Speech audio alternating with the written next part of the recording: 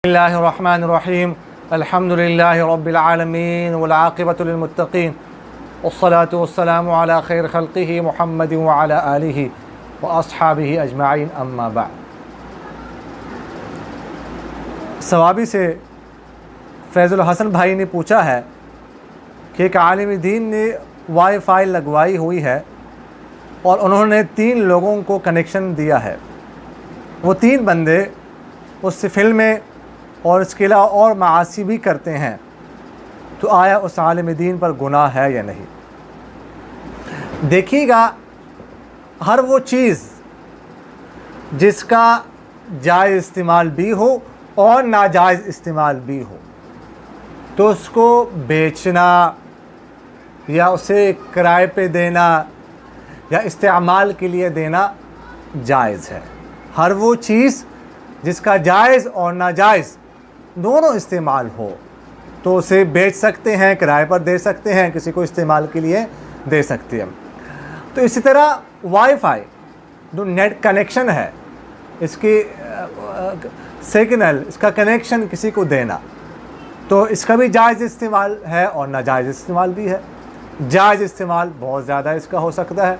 आप इससे दीनी किताबें डाउनलोड कर सकते हैं, इससे दीनी किताबों का मुताला कर सकते हैं, और इसी तरह आप दीनी वीडियोज़ डाउनलोड कर सकते हैं, दीनी वीडियोज़ देख सकते हैं ऑनलाइन, और इसी तरह आप थीसिस वगैरह के लिए रिसर्च का काम कर सकते हैं।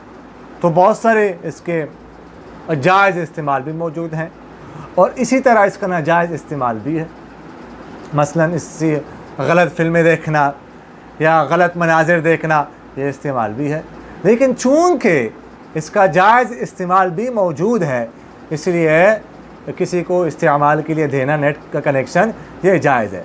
तो उस आलिम दीन ने जो लोगों को कनेक्शन दिया हुआ है और उससे वो अगर गलत फिल्में देखते हैं या गलत मनाजिर देखते हैं तो उनका गुनाह है। इसकी वजह से वो आलिम दीन गुनाहगार नहीं होंगे। अलबत्ता जो ये काम कर रहे हैं, ये चूँकि गुनाह का काम है, इसलिए उनको ऐसा काम नहीं करना चाहिए और इससे उनको तौबा और इस्तिग़फ़ार करना चाहिए। उन्होंने ये सवाल भी किया है कि मशीन से कई जानवर बैक वक्त ज़बह करने की शरई हैसियत क्या है। देखिएगा,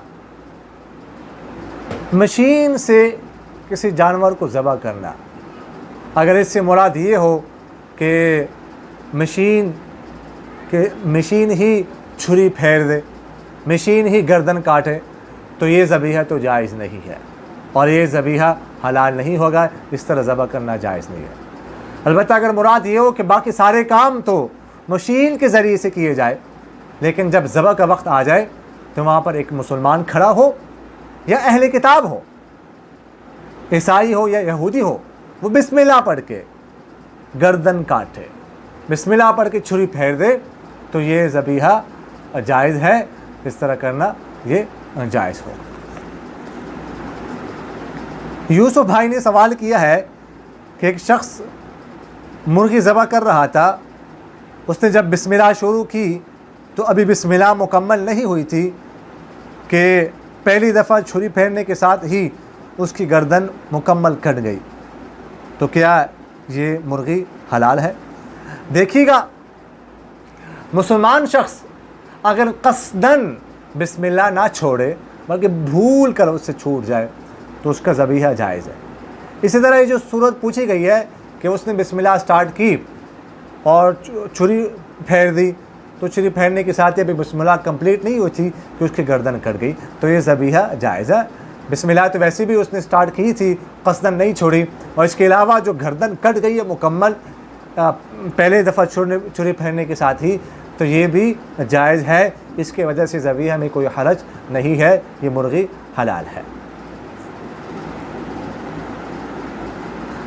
मुफ्ती आबिदुल्ला साहब ने पूछा है कि एक शख्स ने नज़र मानी थी कि अगर अल्लाह ताला मुझे बेटा दे दे तो मैं गाँव के बिल्कुल दरमियान में काले रंग का दुम्बा ज़बह करूँगा। अब अल्लाह ताला ने उसे बेटा अता फ़रमाया, तो क्या गाँव के दरमियान काले रंग का दुम्बा ज़बह करना ज़रूरी है? देखिएगा, जब कोई शख्स नज़र मान ले कि अगर मेरा फ़लाँ काम हो जाए تو میں یہ کام کروں گا، اتنا صدقہ کروں گا، فلاں چیز ذبح کروں گا، جب وہ کام ہو جائے تو ذبح کو پورا کرنا یہ تو واجب ہے، یہ تو ضروری ہے۔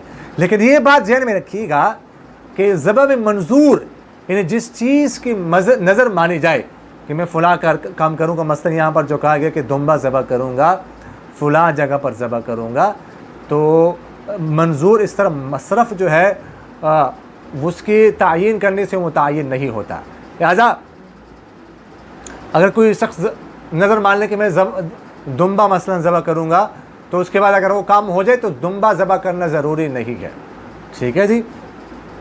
دمبا بھی ذبح کر سکتا ہے، اور اس کے علاوہ دمبے کی جو قیمت ہے، متوسط درجے کے دمبے کی قیمت، وہ بھی صدقہ کر سکتا ہے فقراء پر۔